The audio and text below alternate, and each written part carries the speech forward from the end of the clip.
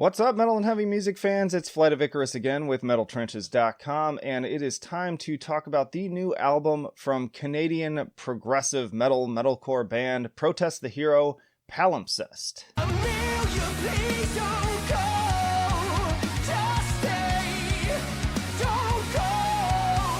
But before I do that, if you like to stay up to date with the best and brightest metal bands and albums from the underground and above, then stick with me by hitting that subscribe button down below. I upload new content every single week. And by the way, in case you were wondering, a palimpsest, as defined by the dictionary, is a manuscript or piece of writing in which the original writing has been effaced to make room for later writing, but of which traces remain. That's a mouthful. Or, put more simply, something reused or altered but still bearing visible traces of its earlier form. And when you combine that with the cover art, there's clearly some political implications here, but I'm here to really focus on the music itself. And let me just say, I really love this album. When I first put it on, I quite enjoyed it. I was very satisfied with it, but with every subsequent listen, it's only grown on me more and more. I think the overall theme here is something that I mentioned in the Bands That Changed My Life episode I did for Protest the Hero, which I encourage you to also watch if you want a little bit more background on kind of my history with the band and my thoughts on their previous albums.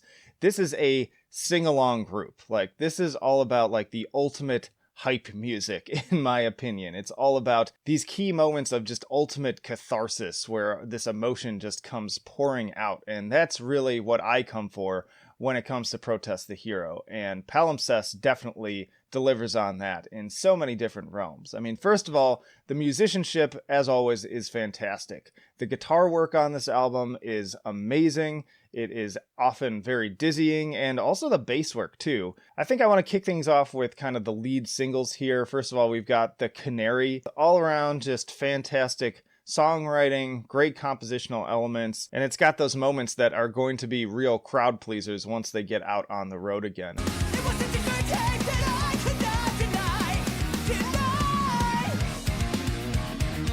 I can just imagine us all in that theater together, just screaming, "Deny!" together, and then just busting out with the headbanging for that super proggy guitar part that comes right after it.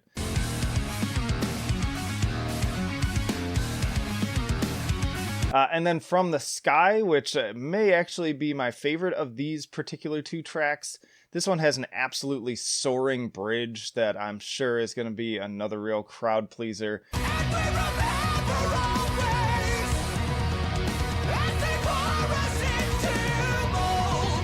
Also, this great harmonizing between the super fast technical guitar work and the synths throughout that actually reminds me quite a bit of Dream Theater. Like, that's the level of proficiency and musicianship you can expect on this album. There are multiple times on here where I was like, damn, that's like a Dream Theater song, just with vocals that I can get down with more. Like, this is the way that I would like to hear that kind of music.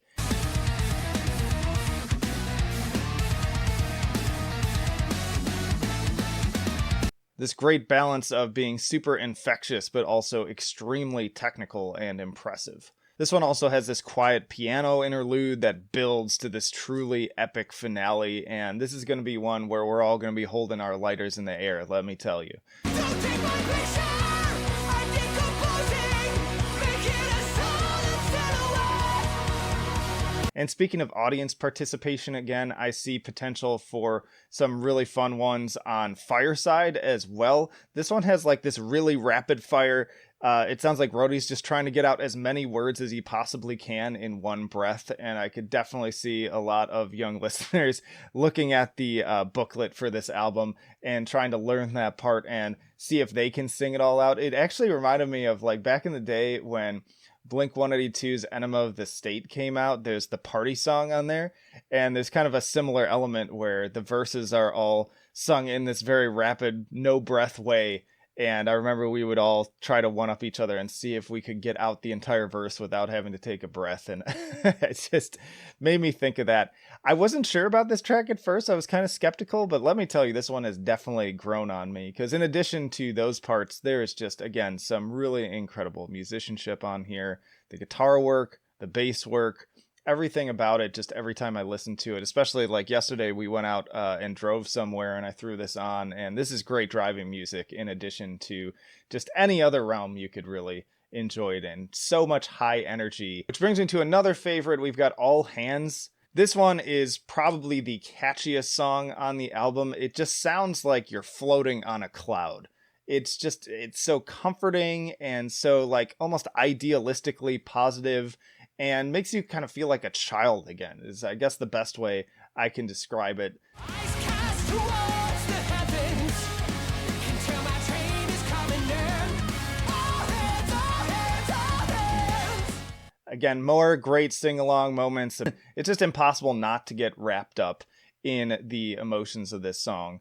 I'm standing here in disbelief, like how in the hell is this happening to me? And it's kind of cool that they balanced the sort of bubblegummy positive elements of this song with some death metal vocals too as a counterpoint. There are a couple moments on this album where that comes up, and I like the dynamics that it brings with it. I like vocal variety. I do feel like it would have been better to maybe have like a guest vocalist come in and do those, because I feel like that's always been sort of a weak area for Protest the Hero, is the death vocals just sound a little breathy, not quite as strong as they could be, but otherwise it does add to the overall song. And again, these guitars, like I just cannot say enough about just how ripping the guitars are all over this album. I think Reverie is a great example of this as well, and bringing up the bass again, this is one of the highlights here for that. This is great, super funky bass part on this one. It sounds like there's some slapping involved, or I'm not a bass player, so somebody else could probably explain the particular approaches that he's using better than I am, but it is so fun to listen to, and again, just brings up more of those sort of Dream Theater vibes. So I sow my seed after here.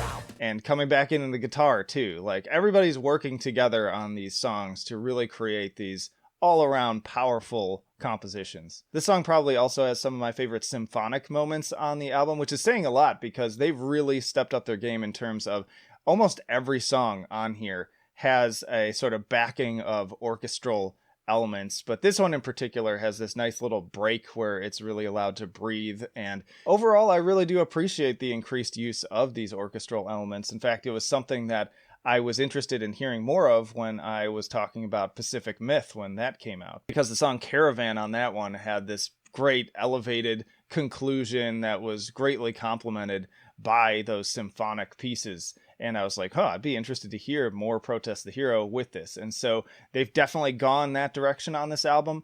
I do feel like the production around it could be a little bit better, because as it stands, I can't fully tell if I'm listening to actual organic symphonic instruments or if it's all just simulated using a computer or synthesizer. I'm leaning more towards the latter.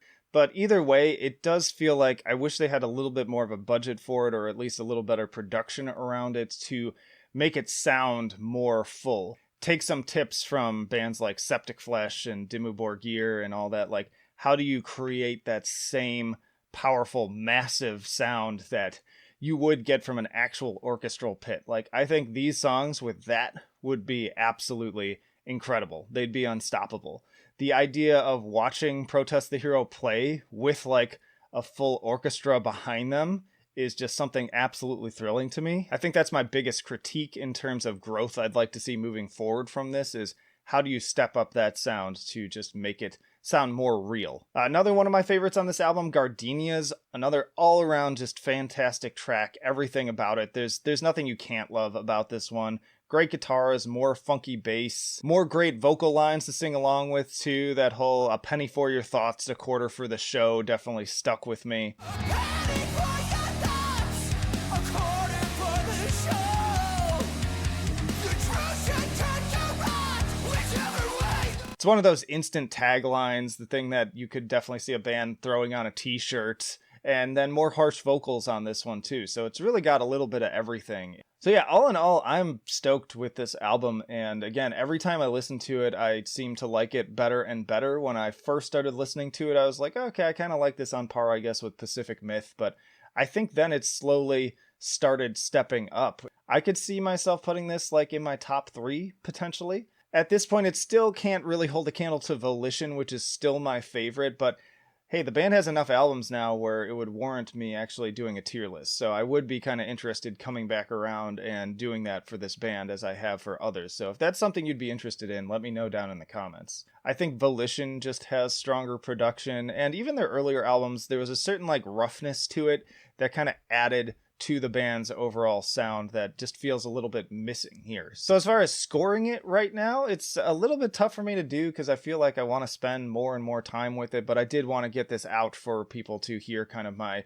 initial opinions on it, having listened to it now for several days over and over, basically on repeat. I can't stop listening to this thing, and you better believe after I hit stop on this thing and edit it, I'm going to be listening to it a whole lot more and may have some evolving opinions that I can talk about even more in the future. But for now, I'm really on the fence for enjoyability between a 9 or a 10, because it really is pretty stunning.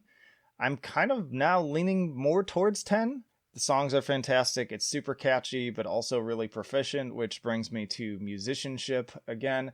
I think for musicianship, I need to give them a 10. For this genre, they're really going like above and beyond sort of what is expected, so to speak. And then in terms of innovation, I kind of want to give them an 8, because I would say that this does represent some maturation in the band's songwriting and sound overall. They have moved in some new directions and tried some new things on that, and I think that's worthy of them moving above the sort of average 7.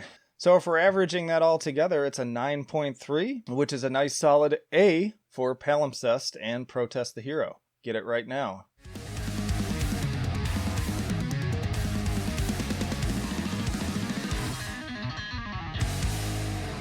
But that'll do it for now. Let me know what you thought of this new album and what you think of Protest the Hero in general. What's your favorite release from them? And stick around because there's plenty more videos like this one to enjoy other reviews. Like I mentioned, there's tier lists. There's also the podcast where I get to interview all these really interesting bands and musicians. And again, if you haven't already, please do subscribe because I am uploading new content every single week, often multiple times a week. Also in the description, you can find links to all of our social media, the email newsletter, and our Patreon and Subscribe Star if you want to make that extra leap to becoming a full-time supporter. But that'll do it for this one.